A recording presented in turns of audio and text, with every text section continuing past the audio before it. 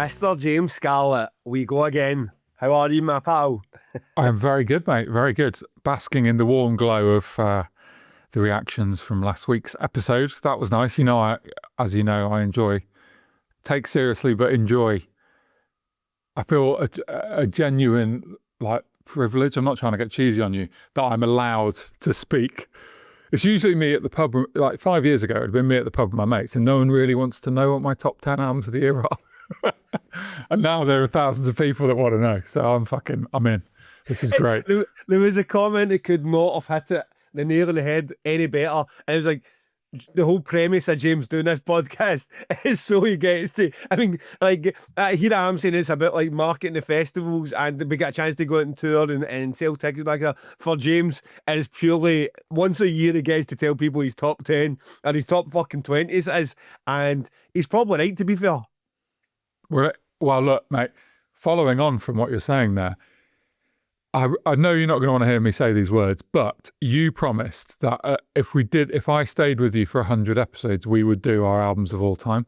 Now, quite rightly, we didn't do it at episode 100 because it was Christmas and we had albums of the year to deal with. But I feel that is now knocking on the door, and not soon, but before the summer, I think we should do it. And I have this week, because there's very little new music out at the moment, so I'm having a break from new music. I've had like my second go at my albums of all time. I mean, you could do this next week. Just tell the truth. You've got a list right there in front of you. You could do this next week. I've got a top 15, which the order needs shuffling. So that is a big undertaking. This is not an albums of the year thing. This is like, how do you even fucking start it? So what I'm saying to you is, you need to just start jotting down, oh yeah, Radiohead. Yeah, okay. And you can only choose one album from each band as well. That's my only rule. You can't, no, surely not, but that's not a thing, is it? That's not a thing. I don't want to have 2 Mars Volta albums and 2 Metallica albums and 2 fucking Neurosis albums in my top. But listen, but I don't think you can. I mean, I don't think my top 10 would feature 4 or 5 from the same band, but in my top 10, I'm almost certain would feature 2 from a single band. And is it really your top 10 if you're saying that? I mean, pick a band. If you're saying, well, let's go with Deftones. Yeah, it's fucking adrenaline around the fur. Even say you're trying to say, are you going to put something else in there before your second favourite Deftones album? But just because you've gave yourself a rule, is that the way that top 10s of all time are done? Well, we can make our own rules, and in some ways we can both have our own rules. I feel instead of us putting it to rules, let's put that to the listeners. If we're going to do this sometime in the summer, drop this top 10 albums of all time. Should it be that you want it, that the rule is you can only go with one album per band, or is it just a legitimate, here are you scared that you would just put 8 Mars Volta releases on? No, but though, there's at least 2 bands that would have 2 albums in there, and that bumps another 2 out, which I think is more interesting for me to talk about. All you're talking yourself into here, Gab, is a top 15 now, so which I'm in for. But let's do top 15, and then I'll change the rules. But look, you subtly there changed the goalpost and said sometime in the summer. It's got to be before I get really busy, so it has to be end of May at the latest. End of May? I don't think people are not ready for another one of your list before fucking summer, mate. Summer gives people a chance to digest and get back into the actual rhythm of this podcast before you get started in your list again. I mean, James, we'll do it. Okay, we'll do it. You don't need any preparation. Fuck's sake, you've got it in front of you right now. Okay. It was great. Last week's it was good. I was a wee bit apprehensive because it's such a specific podcast, and for us to have a 2-week break, which is unusual in itself, then have episode 100 and then come into episode 101 and do that late for an albums list. I was a bit apprehensive. I was a bit like, shit, who cares?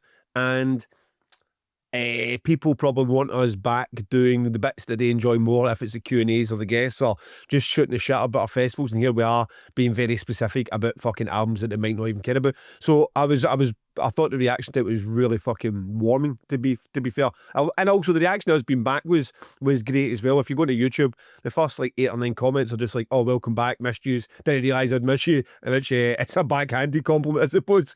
And that was nice too. It was great to get back into it. I enjoyed it. It was good. 2 good lists. And I mean, I do take a piss a wee bit of yours. I mean, you're a lovely big guy, but I feel like I'm quite dismissive to your music taste because they're just so fucking weird and wacky. It's probably not worth digging too deep into. But I showed you the credit and respect this week of going and at least checking out a bunch of your top 5, and I was pleasantly surprised, James. I was pleasantly surprised. Good. I really appreciate your sort of validation. It means a lot. Just remember when you were at the pub, mate, and no one cared at the pub, right? I'm just like that guy who was sitting at that table too, going, "Aye, very good, James. Aye, the Mars Volta sounds fucking class, mate." The one that did get me, well, we got into a wee bit of the albums. Did you listen? You knew a lot of my albums anyway, didn't you? Because they were more like Death Heaven and... The only albums I didn't know was Dead Guy and Brit. I refuse to pronounce that correctly. And Dead Guy is not for me, but Brit, I made sure I had a couple of listens to this week. It was really good. I really like it. It's obviously fucking, to call it a slow burn, it's not quite doing it justice, but yeah, I do really like it, and it'll be cool. That'll be really cool at ATG this year. It will be. That will be really cool. I went in from the top end of yours down. I mean, listen, I am a legit Biffy Clyro fan. I've seen Biffy Clyro 25 times. Probably more. I saw Biffy Clyro open up the main stage at Tina Park was in 2005. I saw them at Gig in the Green in the second tent in maybe 2004. I saw Biffy Clyro. I mean, I'm not one of these guys that saw them in Dunfermline when there was 6 people there, but I saw them when they were after. That's what between that Infinityland and I'm saying I'm a legit fan and I'm forgetting the one that starts with Wave Upon Wave. Vertigo of Bliss. Vertigo of Bliss. Although, weirdly enough, when I first started in journalism, they got... I remember the first time Biffy Clyro was Kerrang Pandem for their debut album.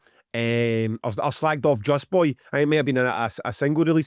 They slagged NME or Kerrang slagged it off, and I remember them from that point. So very aware of Biffy Clyro, went through them. I am one of these annoying, I'm sure, to Biffy Clyro fans of today, first 3 album types, guys. I mean, Infinityland is my favourite Biffy Clyro album. There's no such thing as a Jaggy Snake is probably my favourite Biffy Clyro tune. I do like them at their wackiest, and I thought they were great at it. But when Puzzle came out, I absolutely loved that album still, and I always liked the heavier stuff. I really like that Golden Rule from the subsequent album, I believe, and then I did fall away. To be fair, the whole Opposites, Ellipsis, those albums I've never heard. So this was a great chance to go into this record and listen to it with fresh ears again, and it's a fucking banger. I mean, True Believer, you're tuning of it, it's like Pritt Stick in your brain. It just, I wake up in the morning thinking, for the fucking millionth time, I'm just like,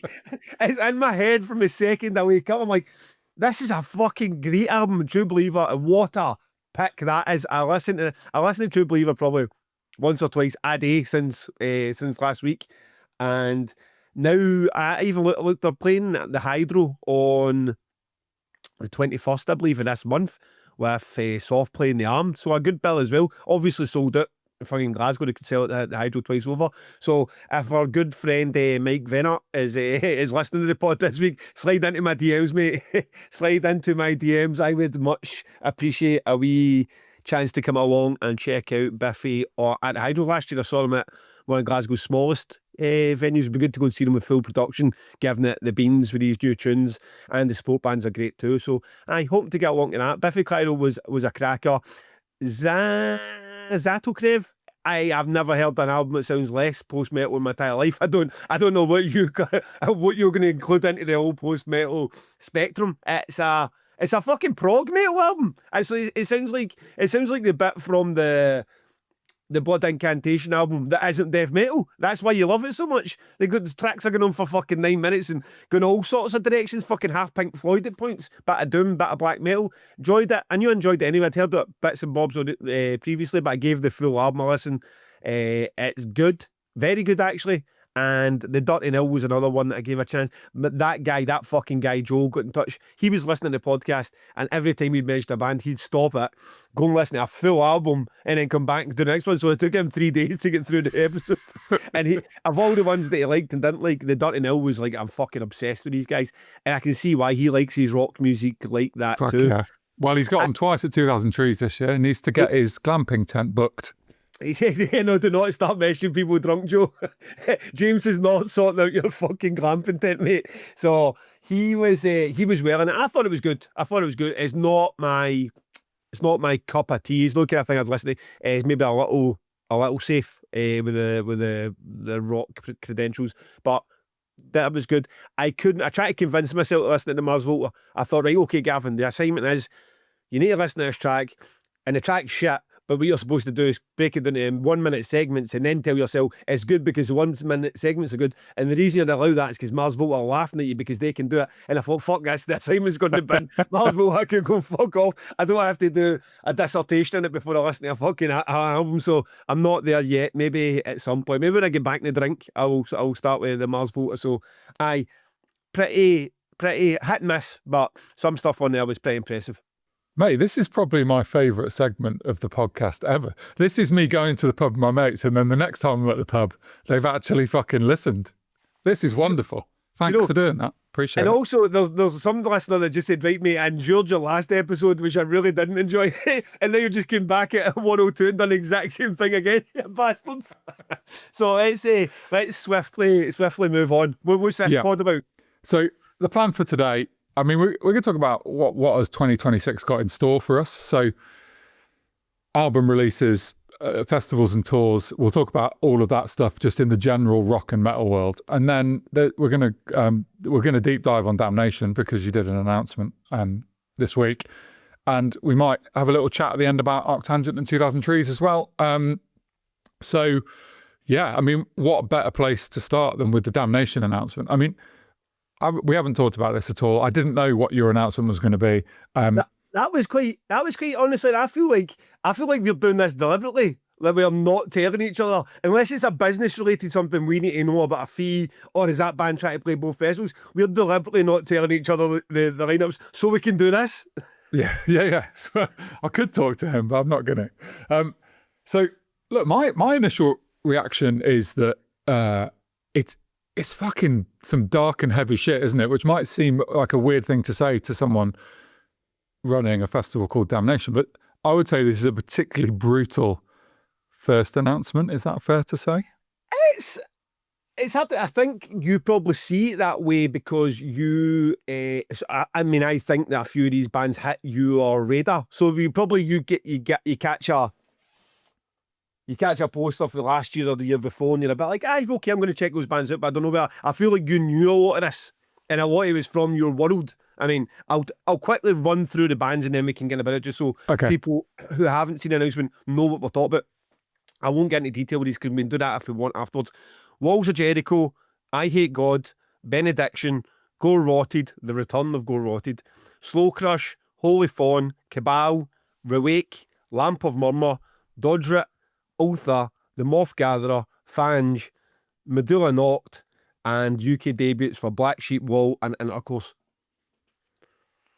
Lovely. Fucking lovely, mate. So you didn't, when you might have known, I don't even know how much of that, if any of that, what you knew, but when you first saw it on the Monday night when it came out, what's your feelings on what's there in front of you? I mean, there's 4 bands that jump out at me straight away, and I'm like, fuck yeah, they're like right on my list of must-sees, which we can talk about. There's another 3 that since the announcement that I've got all over the fucking top of. And then there's some interesting maybes in there for me. I mean, how the fuck I don't know how I've got to this stage in my career and life and never listened to I Hate God. It's beyond me. Because I put it on and it's like, fuck me. I mean, it's like Corrosion of Conformity, but just more horrible, right? I mean, what is not to love about that? On heroin is fucking... Yeah, so, I mean, I am fucking all over I Hate God. I almost need to like someone to tell me go and listen to this album, or maybe I need to take it to my book club and do an I Hate God special and properly dive into them. Damnation's, Damnation and Art Tangent, they've just got these fans who come on and they go, oh, I've heard the Fange, my favourite band, can't wait to see them, never heard of I Hate God. And you're like, how the fuck, how did you find yourself, how did you get the back path to Fange, but I'd never heard of I Hate God? Now, I get the people like, I know who I Hate God are. They are this legendary band. I've heard the name bounced a bit like a crowbar or a corrosion of conformity, but I've never actually listened to them. That's a different thing. But it was people who were saying, I have never heard the name I Hate God. And you're like, how did you manage to navigate this side of the internet and not see or hear about that band, or people asking about them all the time? I mean, like, I Hate God are one of those bands we've been trying to get for 21 years. It's like, they're just one of those bands. And it's weird because I'm so used to your picks being so left field and the bands that I know that you will like, that it doesn't even occur to me that I Hate God is right up your street. Yeah, I mean, I love a low slung, fucking dirty, heavy riff. That sort of like that scene. They're part of the corrosion of conformity scene, right? And like down would come from that as well. Yeah. So like, I love Down, I love corrosion of conformity. So it's just like the logical next step, really. So fucking bring it on. Well, what we'll do, because I'm going to go into the planning things, how this became a lot more dramatic than I expected it to be. And then we can do the fun bit and talk through the bands and the ones you like and the ones I like and the best sets. We're so far of the first 16 bands. 32 to announce. This is really just the starter course. I mean, it's actually less on here than we wanted. There's certainly less names than we wanted, which I'll get into right now.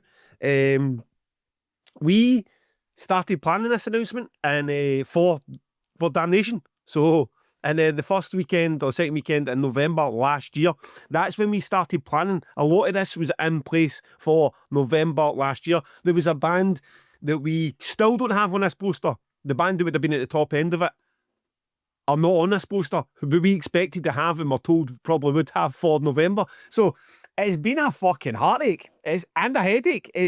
We get through November. We promised that we were going to sort something for December. That fell through. I came on here and fucking publicly apologised, went on a Damnation forum and publicly apologised, like, sorry for like leading these along. Then we get into January, but the problem with that really is between the middle of December and the start of January, you might as well just hit pause anyway, because nothing is happening, no movement at all. We can't get an answer from anyone. So it gets to this point, a really shitty time to have to drop bands and people as well. Everybody's skint. People are trying to recover for New Year and Christmas, and now you're dropping these bands. But we couldn't go to February, we couldn't wait to payday. So we were a bit like, right, okay, we just need to go what we've got because we're late. I spent my life trying to get this band over the line. I mean, I sent an email out to the agent just called my Hail Mary, and it was just basically me saying, please, at this stage, just get, because the agent was trying. It was management in another continent that were saying, we'll see, just letting it, like, makes no difference to them when this band does it. Makes a massive difference to me. Our ticket sales went from fucking the rocket ship to the moon straight back to the gutter because there was nothing happening. There was no reason for anyone to go by blind at that point when you're like, well, nothing else there's nothing to push us on, there's no new bands. And it was gutting to see because we lost a lot of momentum that we had in that first fucking 2 weeks. We were like, if we had to get an announcement out there, I think we'd be well over halfway sold out and getting into 2026. So it was a wee bit disappointing. Couldn't get that band up until the morning of, so Monday. This is now Wednesday. On Monday, we had two versions of it. Two versions of the poster, one with a band on it, one without the band. And that's across everything. That's your Instagram specs, your stories, your Facebook. It's the planning you've got for the app. It's the plan you've got for the mailing list. It's the plan you've got for to go out to all the agents, to the press. So you're a bit fucked. And we gave the deadline 3 p.m. So this is, I started planning this announcement before November, so in October, and I'm sitting at 3 p.m. frozen the phone at me going, we need to cut this off at some point and then just push the button, because the rest of the agents, I wasn't sending out the poster to get leaked and this fucking band being on it. So the other agents are going, what the fuck's going on? So at 3 o'clock, we pulled the trigger. We're going to go out that band, go with the announcement that everyone got, which led to some other issues. That morning I woke up and I had an email for Go Rotted going, can we push this back a couple of weeks? I've already got the 2. So, problem 1, all the drama surrounding the band that we could not announce, that we will now announce on January 30th, right? Problem 1. Problem 2, Go Rotted. That deal, like the quote that they gave us, was done on the balcony at Damnation. The guy was there, I believe, working with Napalm Death. We got chatting with a few beers, said it'd be fucking bro. Like everyone had watched Ted Mall and Stamping Ground come back, plenty 2,000 plus people, and be like, fuck. We never get a taste of that action back in 2005, 2006. It'd be great. That's like Go Rotted. That is Damnation through and through. They played the very first Damnation. They broke up in 2008 before Damnation became what it is now. What a return that would be. Even if it was for a one-off, just come back and celebrate everything you've done 20 years ago. And the guy was, all right, well, let's get us into a rehearsal space. Let's see what we can do. See what offers there. And that was that. So as far as we were concerned, Go Rotted, waited till everything had been done, and then in the morning of it was like, we have an agent now. There's another European festival, and not only that, the other European festival want to announce with you. You're like, what? Fuck off! Don't you really like? They never put this deal together. They never chased you. They never this is us on a fucking balcony with a beer. This is story behind this. So I was like, listen, we're too far too far down the line. It's like everything's here and ready to go now. It's like there's no way I can strip this back and put a third poster with everything else that needs done with it. And to be fair to the guys that Go Rotted, there was no issue with them whatsoever. They were just asking the question. They've been fucking brilliant through all this, and I'm really looking forward to working with them. But that's how it was left. And then our announcement's going to at 7, at 4:30, a Dutch festival not only announces Go Rotted, right, but announces Go Rotted for Damnation. They put us on the poster. You're fucking kidding me. They put us on the poster. Go Rotted Damnation UK exclusive, the date they were playing, and then the festival they were playing. I'm like, what the... What the fuck? What the fuck? Which is reminding me about another issue we had. This is a bonus issue. Paul's updating the website the night before, secretly like behind a server, but I don't know the whole dynamics of what goes on with the fucking world of the internet. But even though it's not public and it's not clickable now, if you type in the exact what it was supposed to be in your URL, so it was / bands of damnation or whatever, and you type that in, even if it's no public, you can get through to whatever that page is because it's no locked. It's just Paul who's uploaded it live to see is it all going to be, so when he presses it, make it public. So our announcement with the band that's not to be announced was already on that, guys. So people know, some people know this band. A couple, but fortunately for us, it was a friend of the festival who flagged it up very quickly and got taken down. And also, I feel like with the podcast and Damnation, there's a lot of people that don't want to shit in you.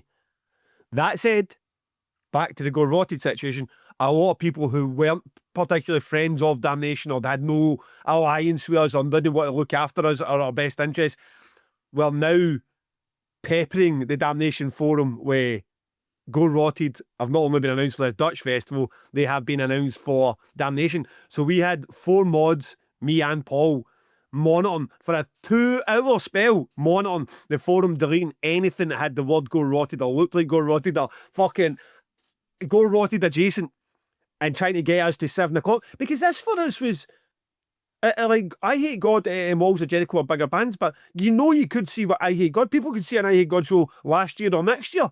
People might have been massive Go Rotted fans who think they're never ever going to see this band that they loved and they were just too young. And this is part of it. That's why we done it. That's why we put them so far up the bill as a UK exclusive. And this Dutch festival's fucking... And in the meantime, I've contacted the Dutch festival, says, get that fucking off your site.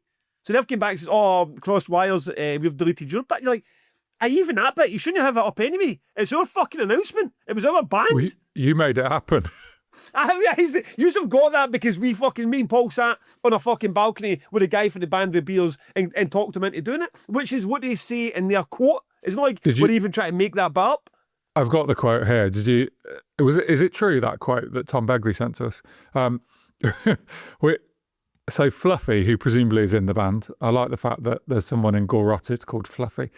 We had a couple of beers backstage at Damnation, because they were in, which band were they in? So the guy Fluffy was invited to be the tour manager or merch manager for Napalm Death. Okay.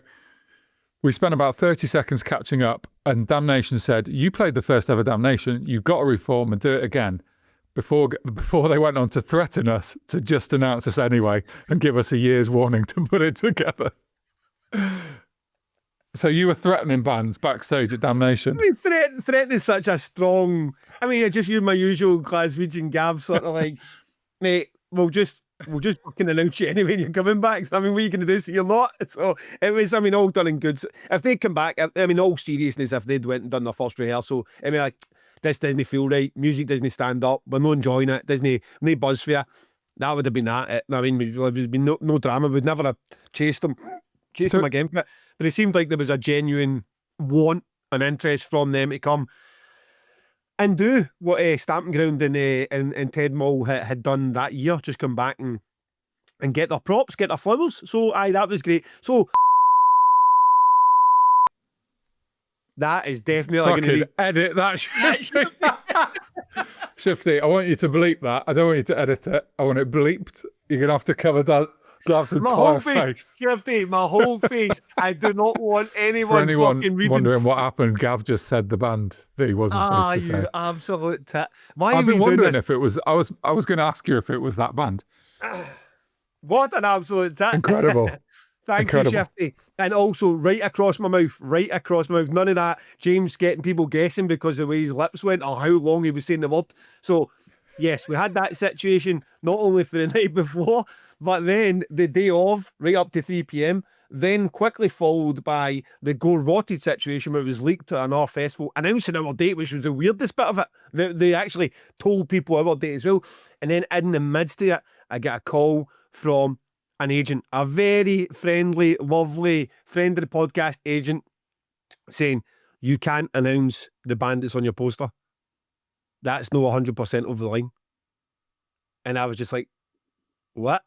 Like, not only like this was like a locked in 100% done in November. Like this is a band I was ready to go with in November. So this was a complete shock to me. At this point, this is 5 o'clock. Is this a third band? We're on a third band now. This is a third band. So, if you've got, so I'm on the phone and I'm like, right, okay. I don't understand how this happens. Cross wires. Here's a thing for anyone listening who doesn't book bands for festivals. Every single agent is entirely different in their method, right? There is bands on this poster dealing with an agent that I will never see a contract for. Like the big bands that will not, the agency won't even send a contract. It will all be done. And some of it's pretty hairy. Some of it's like you're the one putting together the memo for the agent to be like, this is exactly this, especially now I've got 2 days. I really want to make sure that everyone's clear on what day it is, right? And then you get other agents who want it signed in the dotted line, the memo signed, sealed and delivered, and then a confirmation, right? And everyone walks in between that way. With this one, I was under the impression it was 100% confirmed, the fee had been done, and it was all good. That agent walks and they're more like, aye, it's all good once contract signed, and then we gave it a thumbs up. The problem with it as well is I had pre-planned and I'd sent and the Monday before I'd sent an email out to every single agent. I said, this is what we're doing the following Monday, just waiting for this one band to announce. I'll get the artwork to you. I don't know how this guy slipped between the cracks. So the one safety net I thought I did have to flag it up to him, even though I knew the band was confirmed, wasn't there. So I went on the phone. I apologised. This one's my mistake. The other situations that are happening have clearly fucking distracted me from this. You can tell the band's management. I mean, it's one of these ones that is confirmed, they're just not ready to announce it. So it wasn't like a big drama like they can't play. It was just like they weren't ready for this to go out. And you can tell management it's on me, and let's see what we can do to smooth this over. So credit to that agent. I mean, credit, I take it to the management. I take it was all right in the end. It was just one of those ones that somebody had and they just went, aye, okay, let it happen. And this is difficult when you're trying to deal with 16 different agents and they have all got different ways of working, and then I am not tying up the way I should. So I'm taking the blame at my end too. So that was there. And then midway, I was like, because I was saying to that agent, I cannot put this genie back in the bottle. There's just, you were like an hour away for this is going out. It's everywhere. All the press have got it. It's all lined up everywhere. on the internet, Fucking on the hell. app. So it was a ropey few hours. I mean, a ropey day. From the minute I woke up and I had Go Rotted saying, can we push this? To the other band not confirming, to then Go Rotted being leaked, to then the other third band saying, well, we shouldn't actually be in this poster yet. It was a bit of pandemonium. And as always happens, about a couple of hours after the announcement out, the band who couldn't be announced got in touch and said, we're ready to be announced now. So it's just like, which, that does always happen. I've dealt with this industry for so long, that's exactly what I expected to happen. So it's like nothing I could do about that. So that's why at Payday we'll have another announcement with this band and another couple. And then we'll probably go quiet for a month or so, and let people buy their tickets and get the rest of the bands lined up behind the scenes. So it was the most planned an announcement had ever been in 21 years. I think it was 3 months or 2.5 months of planning to get this announcement out, and it was the most chaotic, harem-scarum fucking shit show by the time it came to the day. So anyone who actually says that hoax, I've had complaints for everyone who's ever been involved in Damnation, especially Fro. Like, you need to be more proactive. It needs to be pre-planned. You need to have all this in place. And I think Callum and Angela especially are getting a insight to, you can try all you want.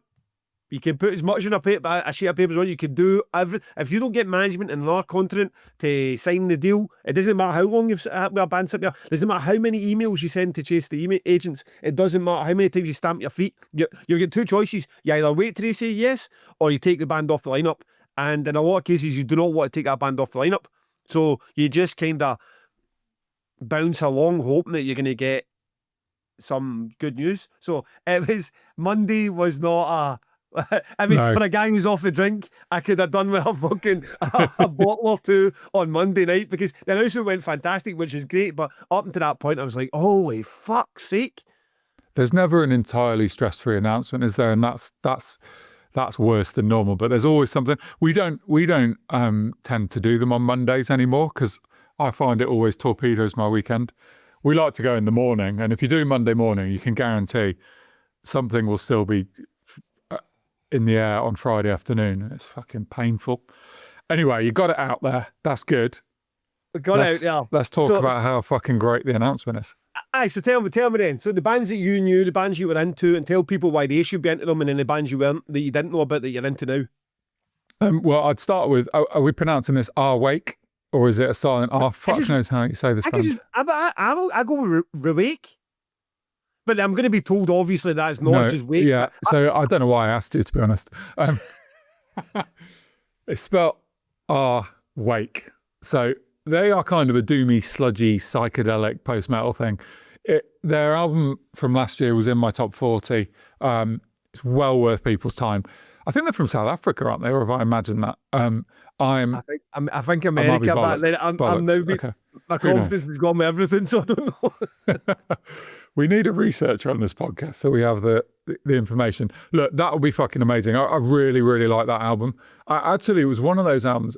I get to the end of the year every year, and there's a few where I can look at them and go, if I'd had another 2 weeks with that and I'd really dug in further, it would be higher in my list. So I think that's first choice for me. Fange is second choice. They're a band I really love. They've played Arctangent in 2024-ish. They're quite prolific. The album I would recommend you listen to is called Privation. It came out in 2023. They've released 2 since then, I think. Brilliant industrial post-metal. And I don't know if you remember this, but episode 2 or 3, you put Fange on the record. It was one of your very first bands ever to do it. Wow. And it's taken us 102 episodes for you to give me credit for a Damnation booking, so I'll take it. And also see you going through the internet, making sure you take it at every opportunity. Reminding people, I had Fange first. I enjoyed trolling you. Holy Fawn, fuck me. Holy Fawn, what a band. I mean, probably the best band on this announcement, really. I'm very jealous because I would have them back at ATG in a flash. And I did say to their agent, about ATG for this year, and he'd mentioned they'd be back over for Damnation. Brilliant band, fucking brilliant band. If you're into, how are we describing this? It's kind of post rock, but it's not really post rock, is it? They've got such good. It's quite. I actually refer to a lot of bands sound like Holy Fawn because it's got that weird production. It's almost like space, and it does the.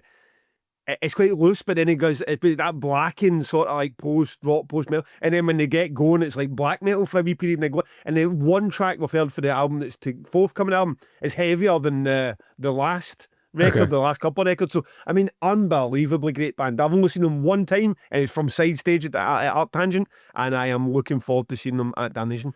Yeah, and it's got that kind of beautiful, like almost Deftones like production to it. So fuck yeah, Holy Fawn, and then. Here you go, everyone. I'm fucking well up for this. Dodsrit. I mean, here's my lazy journalism on Dodsrit. It's like Iron Maiden doing black metal. Fuck yeah. Honestly, when you listen to it, because when you go, obviously I saw it at Fortress, and you're a bit like, you're just, in that Fortress, you just get so, I don't know, sandpapered into that black metal vibe. It's just like, it's just coming at you from, like a sort of low production extremity, and then it did Dodge it, and I'm just sitting there going, this does sound like Iron Maiden. I think you'd say to me, well, there's so many fucking big guitars in this. It's like, it's quite theatrical, especially in a swamp of black metal. It's quite theatrical. It's difficult to even put it in that black. I mean, they get lumped in with black metal, and I don't know if their previous albums were a bit more on the nose black metal, but that the latest one that I listed, it is quite theatrical, and there's a lot of big guitar bits, and it's about like, well, you could see that working in bigger stages. Yeah, so that 2024 album was really, really good. It's not Iron Maiden vocally, it's Iron Maiden guitar wise, really. Yeah. But yeah, super fun album, really fucking good, Dave, really good. I love that booking. So yeah, that's my top 4. And is that the 4 you knew though? Was that the 4 you knew coming into it? Yeah, and then so I've actually listened to every band that you announced. That's the 4. That's not the only ones I knew. That's my 4 favourites. Ones that I checked out: Black Sheep Wall and Intercourse on your recommendation. Intercourse kind of chap Harley vibes, and really liked it. All over that. Same with Black Sheep Wall. They're quite eclectic. I'm not really sure. I need to listen more to properly describe it, because the first 3 songs on Spotify are quite different to each other. Not massive. Yeah.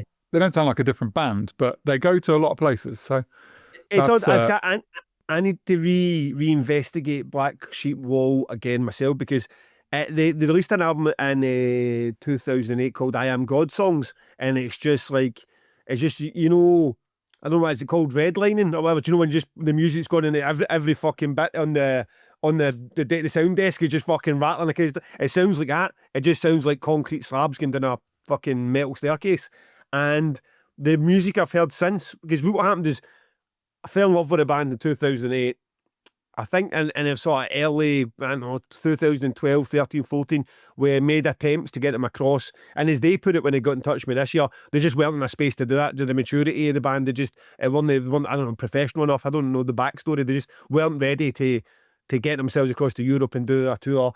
And then they get in touch this year and said, would you still, years back you asked about us, we're now where we need to be, would you be interested? I was like, fucking right, I would be. But then I went back and I listened to the kind of tracks that you would have heard, the ones that will be on the top tracks on Spotify. And they do it, there's a bit more of a Baroness sound to it than what was there beforehand, which was a lot more extreme, but you still got that vibe in it. So it's heavy, but progressive and sludgy and fucking great. I mean, amazing. I've got to say an amazing booking. It was me done it, but fuck it, an amazing booking. Fucking yes. The other one I wanted to ask about, and that I'm really excited for, is the Moth Gatherer. And I think I know this band because you've talked about them in the past. And do you know if they're are they active again, or have you just got them back to do one show? What do you know? They're active again. I think they were. I think the pandemic just absolutely took the legs away from them. I'm pretty sure that we had them pretty much confirmed to do the 2020 year, 2020, and get knocked in the head because the world shut down. So I think they've been. Was it 2018, 2019, they had came across and toured the UK, and I don't think there's any chat. They just released a track, a cover of the Hand That Feeds by 9 Inch Nails on that 9 Inch Nails sort of redo, that a lot of bands contribute to. So I do think they're active. Maybe they've got a new album on the way. But I mean, you cannot be a huge Cataluna fan and not also. I mean, I don't want to say they're not a rip off of it, but that is that Swedish post metal sound. You're definitely getting Cataluna vibes when you listen to the Moth Gatherer. They're very good. Very, very good. I mean, Art Tangent band through and through. I mean, if they're not Art Tangent this year, they'll be Art Tangent next year. That was the band when it was posted in the Art Tangent forum. It was a bit like, oh, Gav got them before James, like as if you and I were in a race to try and get the Moth Gatherer. But it was a band I had my eye on for a while. And I don't know, I was emboldened a wee bit by last year's success and people saying this is what we want. Fuck your headliners. We want the excitement, we want the Black Sheep Walls, Intercourse, we want to find new music, we want to have a fucking Walls of Jericho or a bit left field for Damnation, but in a big band. And that's the path that we're going. And it's a path we'll stay on until it fails. So, I mean, I'll get into this a wee bit more of the plea when it gets to the ticket sales, but this is it. Well, you've told us this is the direction you want to take. This is the direction I'm taking. And it only works with you. Yeah, fucking fair play, mate. I mean, the weird thing about Moth Gatherer is that I sometimes wish I was more organised or I had more time or there was two of me and I would have a much better record of the bands I want to book in the future. I find that I'm so in the fucking whirlwind all the time, all year long, that I never can manage to maintain a decent list. Because as soon as you announced Moth Gatherer, I was like, oh, for fuck's sake. I meant to book them and I haven't booked them. Do you know what I mean? I fully intended to book them. I haven't, and I didn't even approach them about it just because they are one of a million bands that throughout the year, and it might be I'm putting up fencing in a field and we do a podcast episode, the Moth Gatherer gets mentioned and then it's just like, boof, it's gone out of my head. I need like a PA following me around. That continues, so I've got an opportunity to organise my festivals as well, right? You've got 600 slots to offer a year. Like it's tough to get the Black Sheep Walls and Intercourse and Moth Gatherers if you've already got them in your fucking poster. That said, I have no qualms with the Moth Gatherer playing Art Tangent at any point, and I hope they're one of those bands that get the rub of the podcast and the rub of our festivals and more people get into them. And Black Sheep Wall and Intercourse and all these bands have got a bit, especially the ones where about like I didn't know who Intercourse were. Intercourse are one of those ones where I got offered them as part of a package, and a lot of the times the answer to that is no. And then by the time I listened to that first track, I was like, fuck yes, I can see the reaction already. People that like they'll probably open the third stage. Like it's like we don't usually put those bands out at this stage, but they'll probably open the festival, and that's like Oryx did last year, and I want that same experience. Like fuck, we've came to Damnation, we've seen something we either didn't know of, didn't expect, or certainly haven't seen before, and by band one, I have my fucking head blown off. Yeah, fuck yeah. I mean, opening third stage sounds like a great plan. That is my natural location at Damnation, so I will be there. That's a natural habitat. So, me looking at, I'll go through, I'm fuck it, you know what, I'll do you my picks. If you had to put a gun to my head, the Moth Gatherer, Holy Fawn, and I can't see past the absolute chaos that's going to be Walls of Jericho. I mean, for those who don't know, Walls of Jericho are a pretty iconic hardcore band fronted by a psychotic woman who looks like she would punch your cunt in if you stepped in her way. I'm sure she's the most lovable woman in the world, got a heart of gold, probably vegan and fucking saves squirrels in her spare time, but when she's on stage, you would not get in her way. She is fucking terrifying, and they are going to be so good. They have bangers, like the hardcore bangers, the ones that you don't even need to be for the hardcore scene to like All Hail the Dead. Like these tracks have just got a bit of bleeding through about it. They've done the big gang chants. It is going to be so good. They could probably higher up. They will be on the main stage.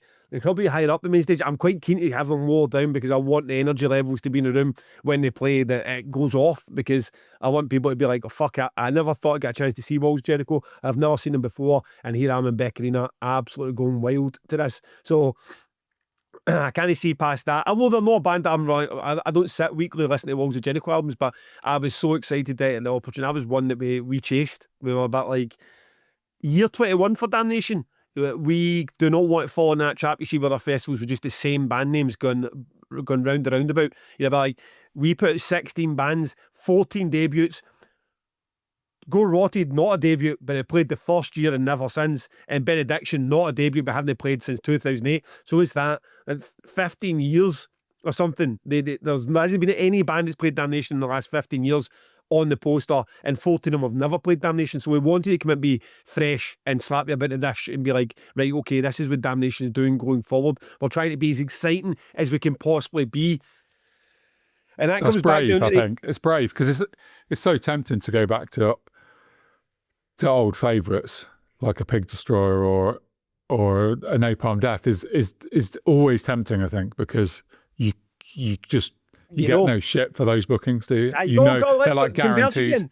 It's not like Converge have played fucking Damnation a million times either, but you're a bit like, it is, they have headlined in the Beck Arena era, and you're a bit like, you go back to those ones, and there will be some bands you're going to get overlap. Sometimes you get a package and there's just a great band on it. I'm not leaving a great band in the fucking car park because they played Damnation 2023. Or, you know what I mean? It's like, we probably won't book any bands year in year, ever, but I'm not going to be like, oh, you've played Beck Arena before, so I'm going to leave you in the car park. I'm going to be fucking an idiot about it. But getting that first announcement and making it as fresh as I can. And you're right, it is a bit like, okay, you're going to go here. We need to see the reaction. Like, there is no point. This is a bit the issue I've said with death metal for a decade plus, is it's the loudest fans in the world are death metal fans. And they all say about Autopsy and Hellhammer and Demolition Hammer. And then when you go to those shows and you go to those festivals, book them, they either get fucking cancelled or you show up and the crowd's not there for them. Nothing like the noise that you heard online. And people get really angry when I say that and then fight back and say, oh, look at them, Cattle Decapitation sold out fucking a big room. Good. We did have a wee splurge post-pandemic where everyone went to a lot of death metal shows and Dying Fetus and Cattle Decapitation and fucking Cannibal Corpse were the biggest bands on the planet. But that's died off a wee bit again now. And a lot of the bands, Decapitated and Suffocation, that came back and didn't do as great sales as they were doing the year previously. I want and we will book lots of death metal, but you need to support it. We need, by the time this lineup is done, it's going to be outrageous.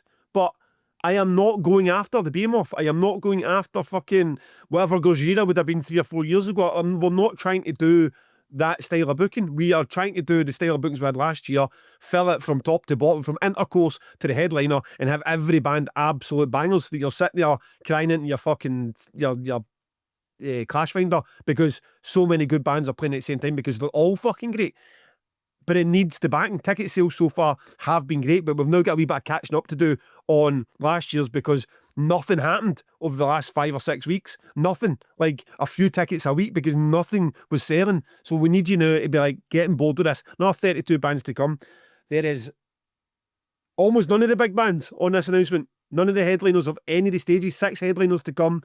Most of the main stage for both days to come. And it's going to be obscene. Get yourself onto the instalment plan now. 10 quid. 10 quid plus the booking fee. So about 25 quid probably in total to secure your ticket. And then you'll have payments hang 18 quid from now till Damnation to pay it off. Get involved. Support this festival and let us do it the way that you asked us to do it. Fucking yes, mate. Well done. I'm fully fucking ready to go. Except November. You bring your usual travelling trooper 13 and we'll just go up the balcony. 13 freebies. I can see you shaving that number right down this year and asking nothing to do with me or Damnation, but you just don't want the stress of having people that are looking at you and say, James, how do we do that? What would I like? Fuck off, I'm here to enjoy myself. Yeah, you're all ditched. For those of you that are listening. So, what do I have next? The Patreon. The pick from last week. I checked the Patreon before we came on now and I checked the messages. Hasn't been in touch yet. I will send them a message. I will pick someone for this week. And we have Lawrence Beard. I believe that's a big guy from Glasgow that I chat to at most gigs. I'm pretty sure it is. Lawrence Beard, you are this week's super sub. Get in touch. Let us know what you would like from Arctangent or 2000 Trees. Awesome guest list from Gavin Glasgow. Okay. quick toilet break. Two edits now, Shifty. Two edits now, Shifty. And remember me saying the stupid band name and this one. Two edits.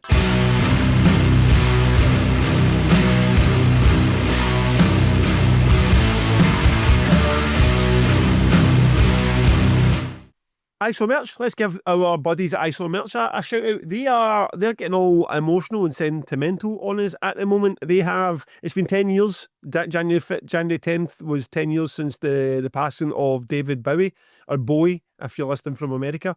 They have a web store where they have all sorts of merchandise for the big man. Lemmy from Motorhead, I believe he died 10 years ago that'd have been December 28th. So both those legends remembered, and Ozzy, obviously, they were lost last year.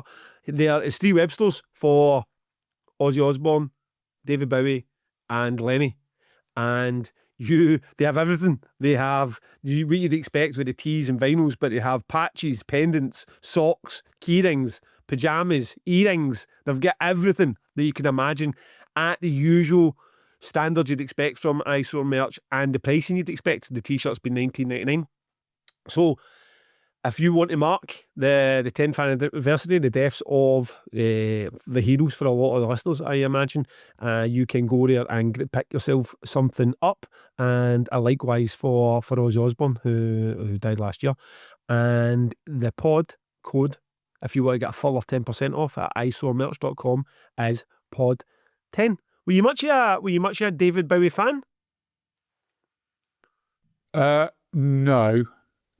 I feel like I've only still really scratched the surface with Bowie. And I see Simon said to me this week that there's a documentary, I think on Channel 4, which is supposed to be really good, which I'm intending to check out.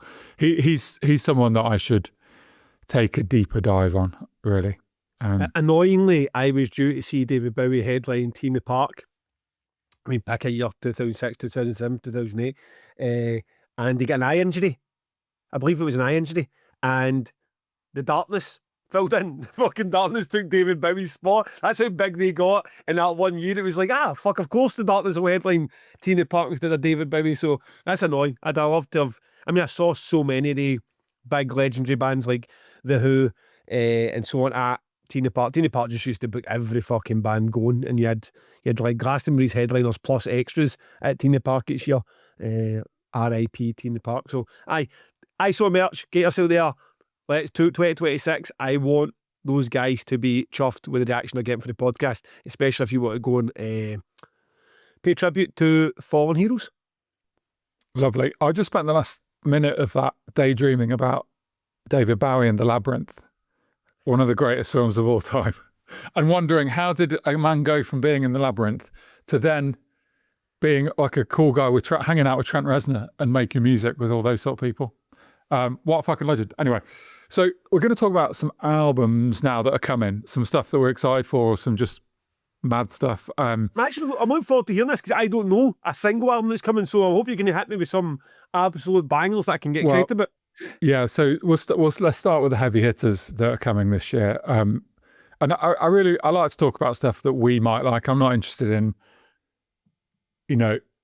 talking about rock bands that we'd never fucking be interested in. It's not what the podcast is about. So I'm going to start with Mastodon.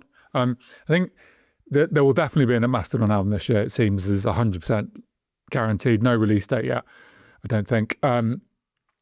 Just a reminder that what happened with Mastodon is that they are one of the most reliable metal bands on the planet in terms of the quality of their output.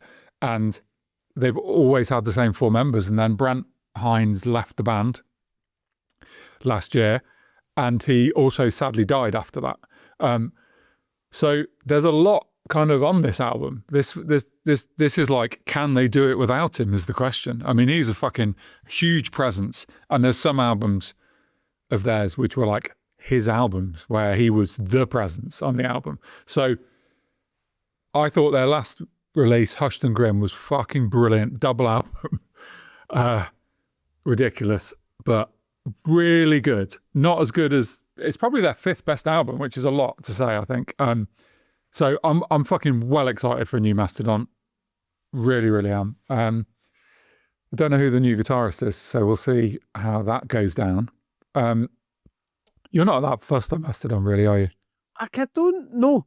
I suppose while I about it, no, not really. I do like the Remission and Leviathan era, and then when it starts to get a bit more proggy, I found it tougher. I'm not a big prog fan, to be honest. So, no. Yeah. Okay. Well, I mean, Remission and Leviathan are absolute classics. So, moving on, Soundgarden. This is fucking mental. There's going to be a Soundgarden album. So, I'm not exactly sure what this will end up being, how we'll end up feeling about this. I suspect so basically they'd done some stuff with Chris Cornell before he died.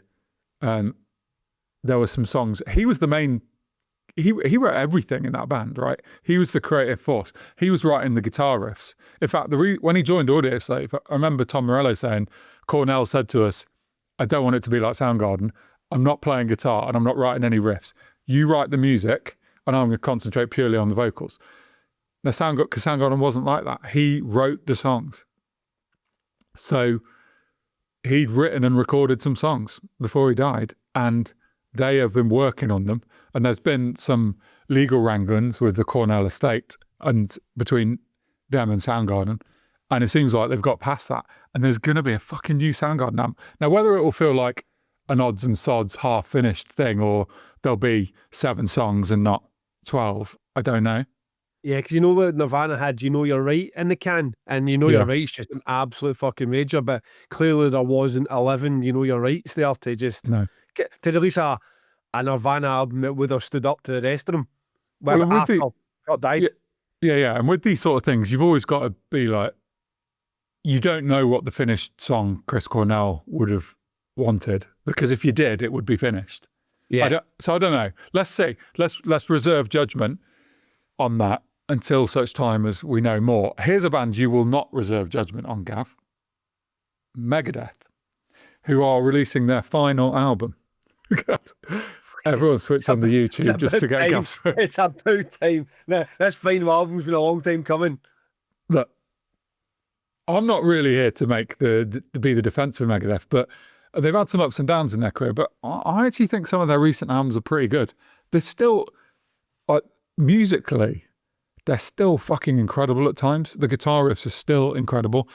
Lyrics, not so much. Vocals is Marmite, I suppose. I gotta tell you this. The lyrics, I'm just opening my phone, the lyrics for the new single.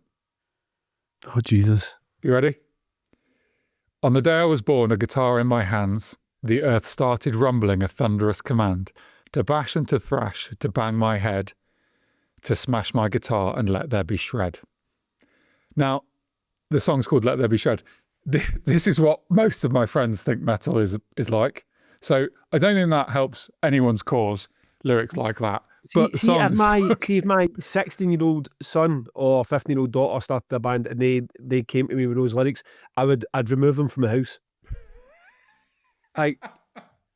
I could not get into the latest Behemoth album because it was like fucking I am God, he's a dog, and we go and live in a bog. And I was like, what the fuck is this I'm listening? The shit of God, wasn't it? It was the shit of God. Mate, if your fucking lyrics are so tragic, just scream over them. Just scream over them, right? So I don't know what you're saying. You could be fucking yelling about pink fluffy bunnies for all I know, and I'll like the music. But see, as soon as I know what you're saying, and I know you're talking about the shit of God or some nonsense, I'm a bit like, it's unlistenable. Yeah, sure. And look, those lyrics are bad, but honestly, when they fucking, there's 3 new songs out, 3 new Megadeth songs out. I was listening to them last couple of days. When they lock into some mad guitar section, it's like, oof, fuck. They could. I mean, it's him and 3 hired hands, really, isn't it? Dave Mustaine.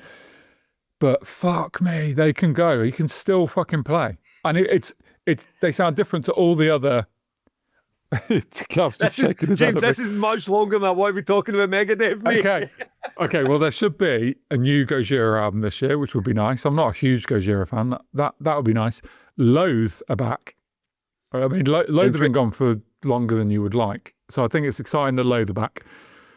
Last year I had on my list Down and nothing happened. So I'm assuming Down will come this year. And I don't know, last year I had on my list 9 Inch Nails. Do we count that thing from this year? Was that the album that we were waiting for? No, it can't be. I mean, I've still not even listened. I mean, I listened to the first 3 tracks, but it's a score, isn't it? It's more like that. Fuck, a lot's escaping me. They haven't better when I'm drunk. What was the name of the album they done that was just fucking, it was like Ghosts? Was it Ghosts? Yeah. Ghost 1, 2, 3, whatever, yeah. Aye, that. It's like, okay, are you counting that? Is that up there? Is that the Pretty Hate Machine and Downward Spiral? No. I mean, I don't think that was the one from this year. I don't fucking know, to be honest. You're the 9 Inch Nails guy here. Right, okay. Well, I'd love to hear a new 9 Inch Nails record. It's a shame, like all these tortured souls. I mean, the catch-22 in it is they're at their best when they're being tortured, when they're in the fucking the pits of depression or addiction of some sort, and that's the sad bit. That's where a lot of these creative geniuses really find what the rest of us just don't have in the locker. And Trent seems to be in a good and reasonably happy place at the moment. And I don't know if the best 9 Inch Nails music comes when Trent's a happy and content man. No, we need him back on the drugs. No, we don't. That's not what I'm saying, Trent. Yeah, mate, go and live your life and get old and happy. I'm just saying, a bit less excited about the music. Okay. So last year I made a wish list of albums that we talked about on the pod. And the wish list for this year is the same because none of those bands actually released albums. So I would like to see, please, albums from Brutus, which I don't have any insider knowledge here. Sometimes I would do, but I certainly wouldn't say this if I did. I think there'll be a Brutus album this year. I think there'll be an Unpeople album this year. And I would suspect there might be. Have people done the debut yet? Is it not just been EPs? No. So I think given the start they had, it's important that they get it right. Do you know what I mean? You often get, if you've had that, they've really had a brilliant start, a better start than any band would get off an EP and some live shows. And if you nail the album, they're on their way. So I think they're just taking their time and getting it right. I would expect to see that this year. Same with Vower probably. And Gal's favourite band, the Mars Volta, are back in the studio. So hopefully we'll see another Mars Volta album this year. We'll see. But yeah. Well, there's one space taken up in your 2026 albums of the year, no matter how shit it is. So, but the next 3 months look good. So this is what's coming or already out. So it's January it's not even January the 15th yet. There's already albums out by Zoo, which is, I really like. The Ruins of Beverast, really good new album. And Ulva released an album on fucking New Year's Eve, the Lunatics. So Paul listened to that. He said it was. I mean, obviously it's not the Ulva old and they are very synthy and but he said it was so gentle. It's like fucking rock yourself to sleep gentle. It's quite ambient. Yeah, I've only listened to it once. But those 3 albums I will be going in on. And then in the rest of January, there's a Pelican EP coming. I'm not going to pronounce this correctly. Mull, I decided not to try. Mull are back. I can't get the accent right on that band. I think that is something exciting, right? If you're in the Damnation Arctangent world, Mull being back is fucking exciting. And so is Earn being back. So I was listening to both those bands yesterday. They've got a couple of songs out each, and it sounds like, and the reviews, the Metal Hammer reviews were good. The new songs sound good. So I'm fucking hyped for those. I think there's a new Blanket album as well coming in January. And then in February goes big, right? Got Pussifer, which is obviously Maynard James Keenan's sort of third band, who I really like. I feel like their last album wasn't quite as good as I wanted it to be. So I've got high hopes for this one. Time to get back to the more. Well, let's ditch the funky, try to be cool with alien stuff and get back to the more, groovy Grand Canyon style. I mean, Pussifer. It's hard to think of a band, maybe Smashing Pumpkins as well, that are so fucking hit and miss live and on record. I mean, I saw Pussifer once when I wasn't even born to go see, and it was the best thing I saw the entire weekend at Hellfest. and then I saw them at Hellfest again, and it was fucking dog shit.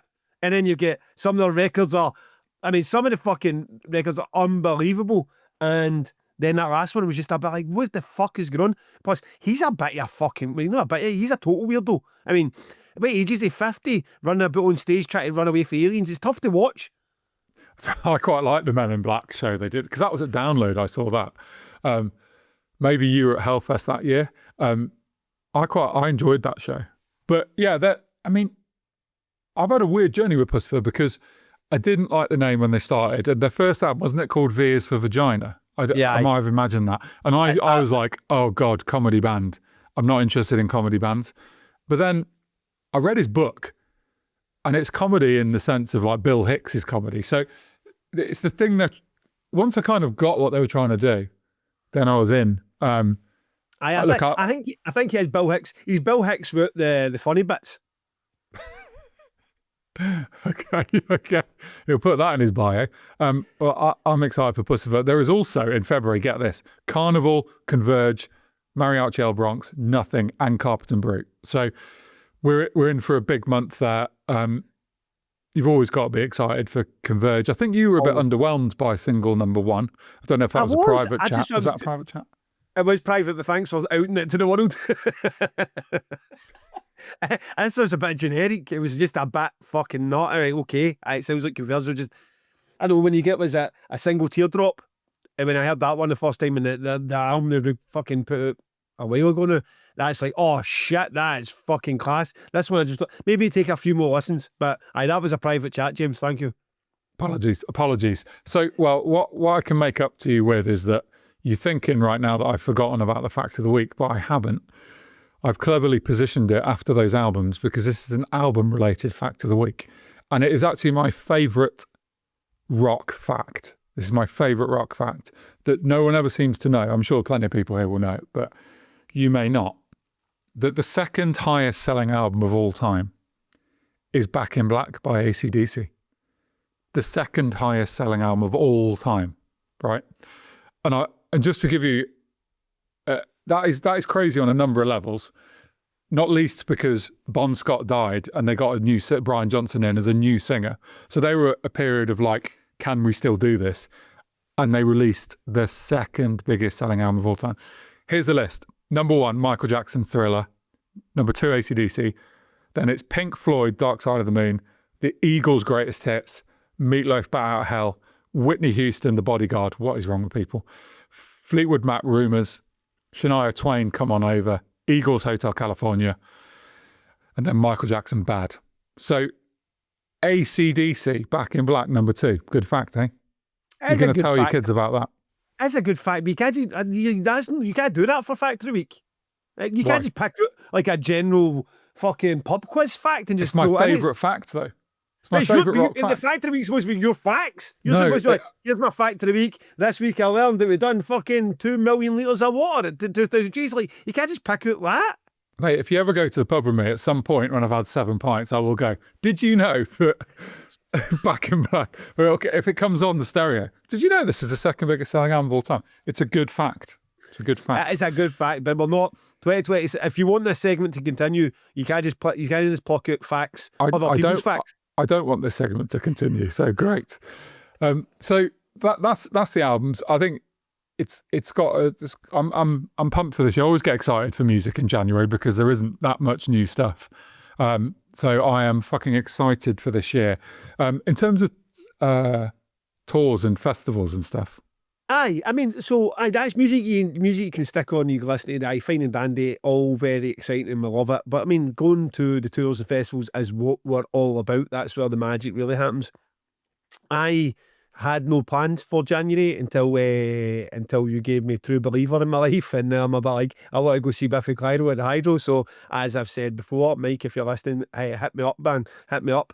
That's I think the 21st. Then February gets a bit dicey. I mean, like February 12th, Mogwai are playing in Paisley Town Hall. February 13th, Deftones are at the Hydro. February 14th, Mall.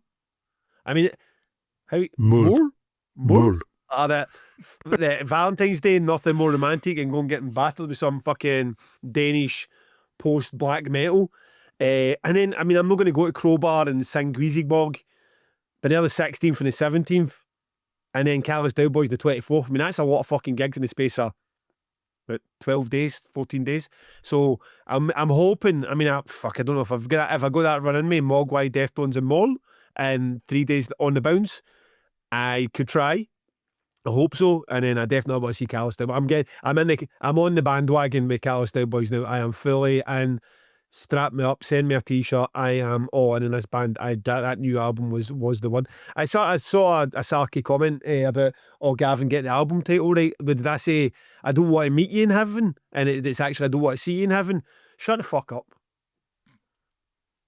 Right. So then, and March, I don't know what's happening in March. I never actually checked gigs beyond February because that was sounded like a lot of like, oh geez, what's going on? I've been invited over to Inferno Festival in Oslo in the start of April.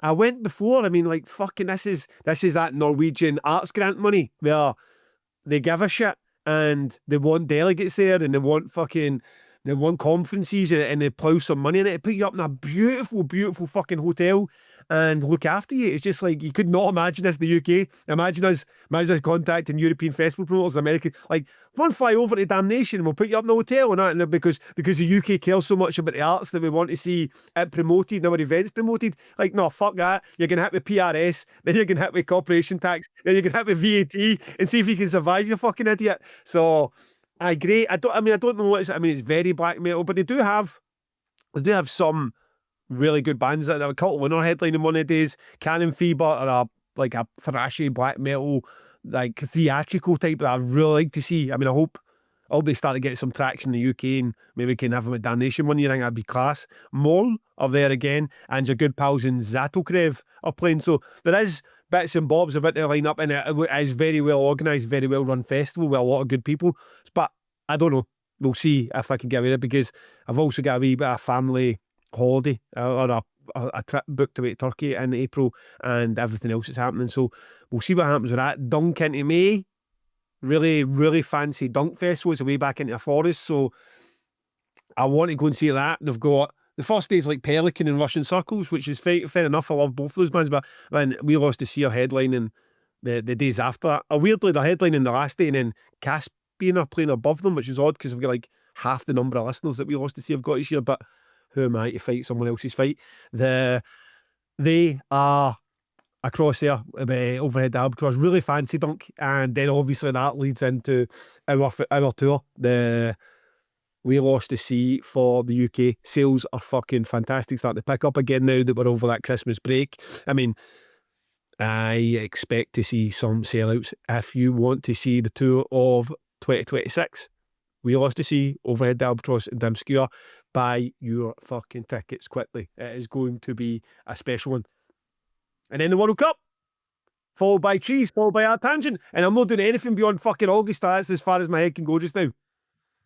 Yeah, fucking right. I mean, my plans are pretty open at the moment.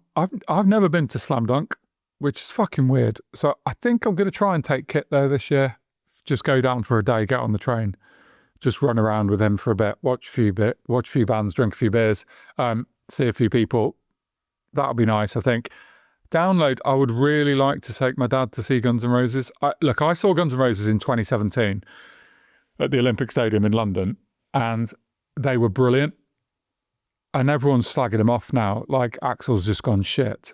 I kind of want to see it for myself one last time just to check that is true. Sometimes you see stuff and you're not sure if it's been AI'd and just to fuck Axl over. So I want to actually see it for myself. Not that bothered about Limp Bizkit or Linkin Park. Blood Incantation. I don't know what day they're playing Download, but I would be in for that. So yeah, those two are on. I wanted to give a quick shout out to an organisation or promoter called Youth Anthems in Bristol. They started to do these gigs that are family friendly.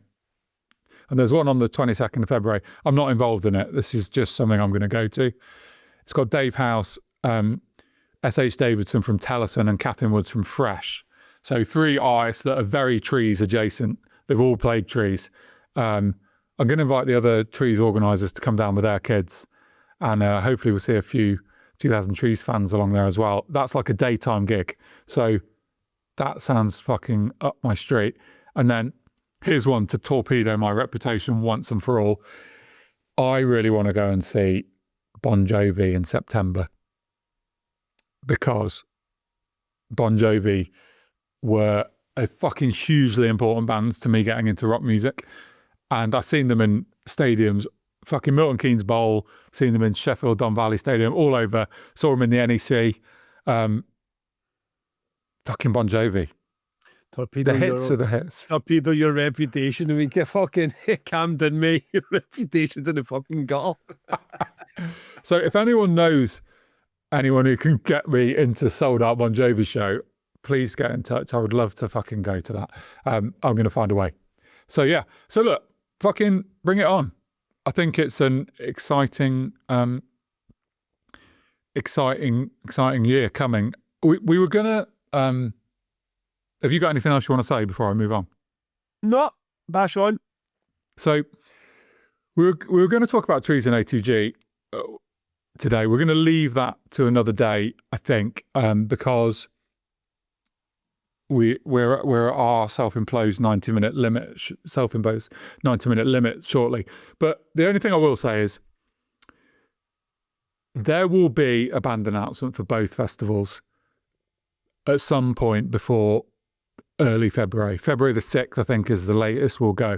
So you will see an announcement from Trees and ATG before that. There's tons of fucking exciting stuff to come, including headliners at Trees. And I mean, I think people think we're done at ATG. We're not fucking done. Like, there is some really fucking great shit to come. I'm having a lovely time booking bands at the moment. So we'll definitely wait till payday at the end of January. You won't see anything before sort of the last week of January, but just expect it to come. In terms of tickets, Trees Wednesday tickets are, we had a few, we sold out and we had a few returns, refunds.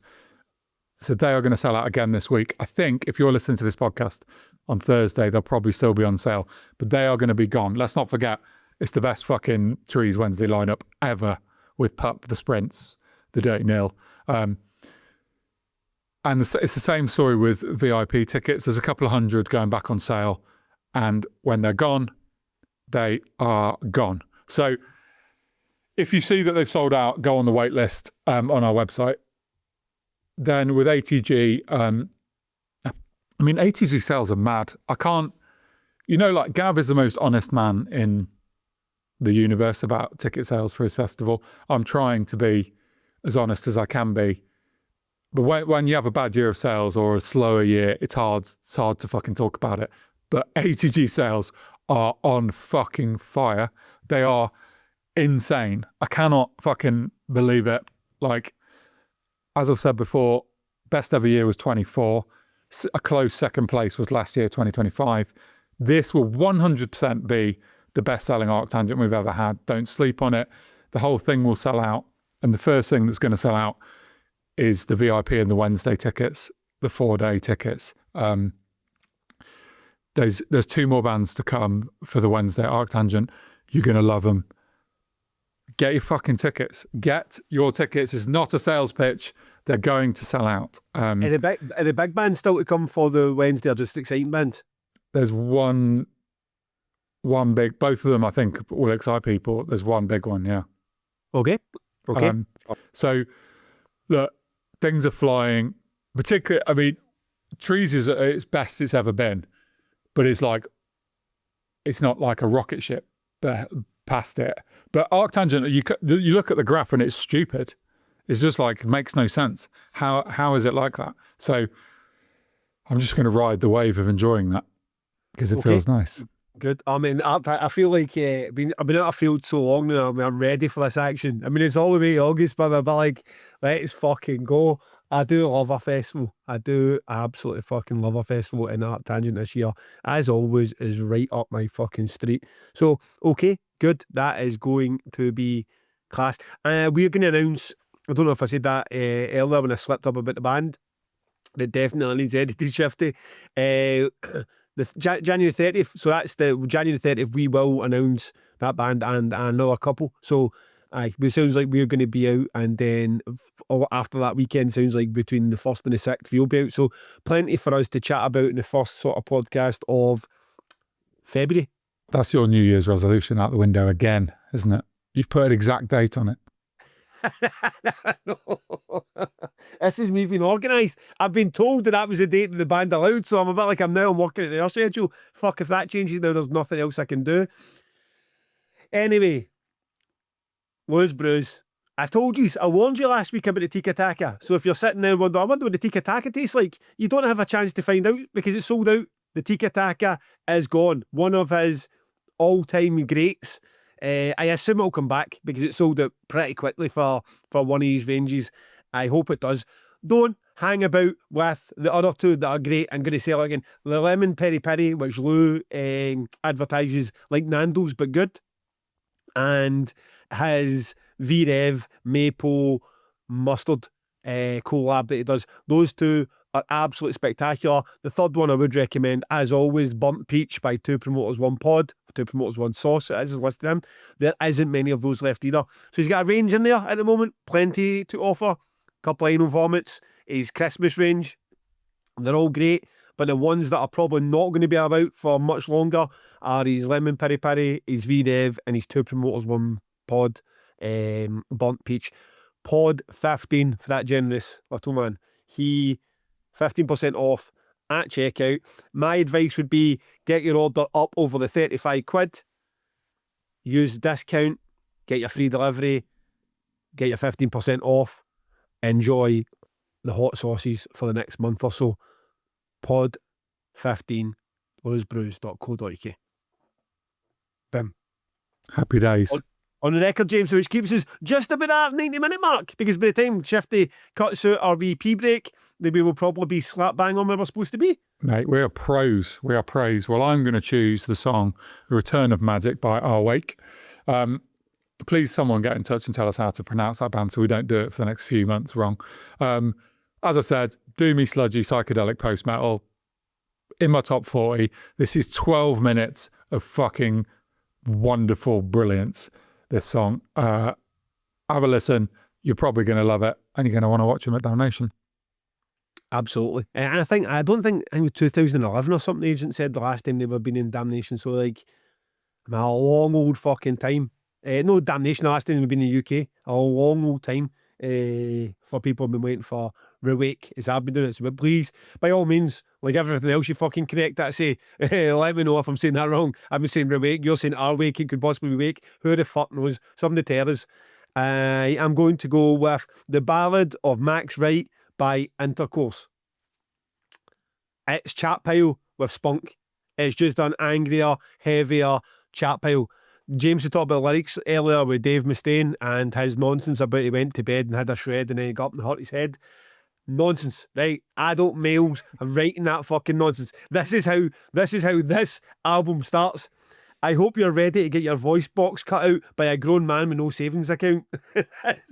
that's a lyric. That's a fucking lyric. He's got another lyric in the same track saying he's on the divorced subreddit divorce section before listening to podcasts with celebrities talk about problems he wished he had. It's just great chat pile style gloom and doom presented over pretty fucking abrasive music. Is great. I love it. When I heard that, I hope you're ready to get your voice box cut out by a grown man with no savings account. By that point, I already knew I was in. I love a good lyric, and this album is full of it, and the music's just as good. Check them out. Never been to the UK before. Be amazing for them to get some backing to see their listener numbers go up, their likes and follows and all that kind of jazz that sometimes happens with this podcast. Let's show them Black Sheep World, Moth Gatherer, all the support in the world. Great bands. They would not be on the bill if they weren't great. So go check out Intercourse, and my favourite track on that album is The Ballad of Max Wright. So there we are. 1 minute 30, James. Boom. Just like that. Fuck yeah. Well done, mate. I will see you next week. You will see me next week.